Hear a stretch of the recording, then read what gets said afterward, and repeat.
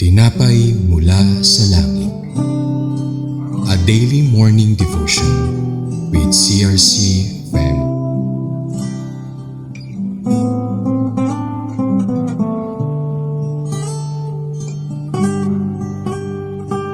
Magandang umaga mga kapatid. Samahan niyo ako sa ating devotion ngayong araw na may pamagat na A Sojourn in Moab na matatagpuan natin sa Ruth 1 verse 1. Nang ang Israel ay pinamunuan pa ng mga hukom, nagkaroon ng tagutom sa buong bayan. Kaya't ang mag-asawang Elimelech at Naomi na mga taga Bethlehem, Juda ay pansamantala munang nanirahan sa Moab, kasama ang kanilang mga anak ni Samalon at Kilyon.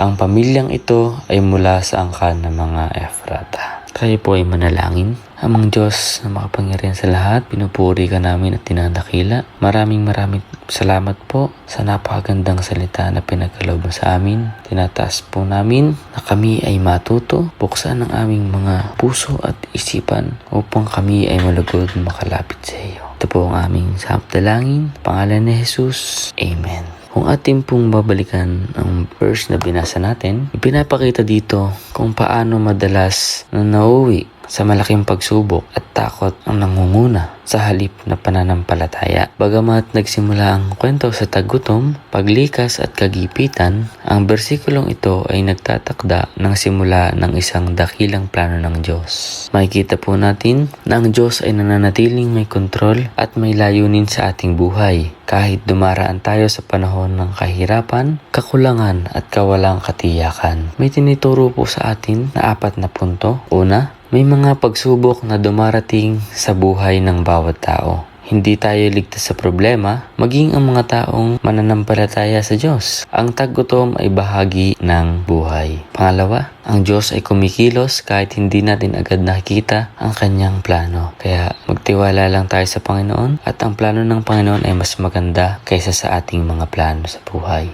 Gaya ng simpleng paglipat ng pamilya ni Elimelech, ito ay naging bahagi ng dakilang plano ng Diyos para sa kaligtasan ng sangkatauhan. Pangatlo, huwag mawala ng pag-asa sa panahon ng krisis.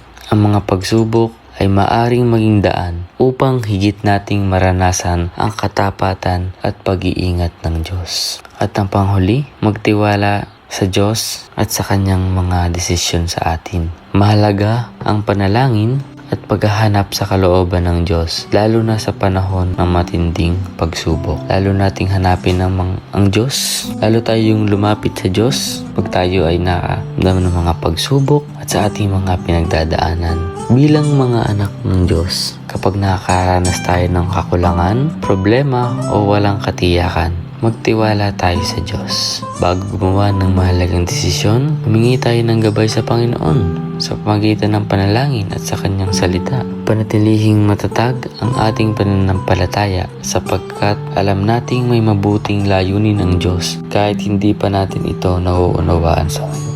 Magiging paalala sa atin ang talatang ito na ang bawat pagsubok ay maaaring maging simula ng mas dakilang plano ng Diyos sa ating buhay. Kaya sa halip, maaaring ginagamit niya ang mga ito, mga pagsubok, mga problema, dahil hinahanda tayo ng Panginoon sa kanyang mga dakilang layunin.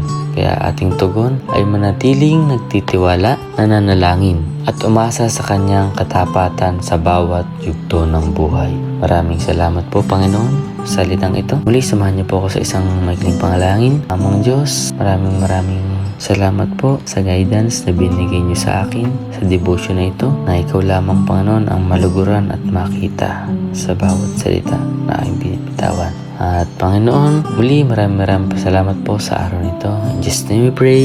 Amen. Ayan, muli po ay samahan niyo po kami sa aming programang ito na Tinapay mula sa Langit. God bless you.